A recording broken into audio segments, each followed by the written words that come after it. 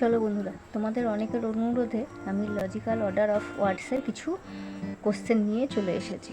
তো চলো দেখে নিই এগুলো কীভাবে সলভ করতে হয়। দেখো এখানে কি আছে কোশ্চেনে, এখানে আছে চাইল্ড, জব, ম্যারেজ, ইনফ্যান্ট আর এডুকেশান।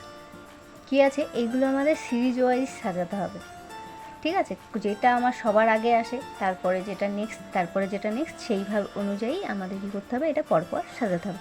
তাহলে এই 5টা ওয়ার্ডের মধ্যে আমার সবার আগে কী আছে? ইনফ্যান্ট। ইনফ্যান্ট মানে কি? সদ্য শিশু, ঠিক আছে? তাহলে ইনফ্যান্ট আছে, তারপরে কি চাইল্ড মানেও শিশু, কিন্তু চাইল্ড আমরা কি একটু 5 বছরের শিশুদেরও বলি। তার মানে কি আমার আগে আসবে ইনফ্যান্ট, তারপরে আসবে কি চাইল্ড। চাইল্ডের পরে কি হয়, আমরা কি করি? এডুকেশন, পড়াশোনা করি। তাহলে কী আসবে আমার? এডুকেশান। তারপরে কি? জব। তারপরে কি হয়? আমাদের জব আসে। জবের পরে কি? আমাদের ম্যারেজ আসে।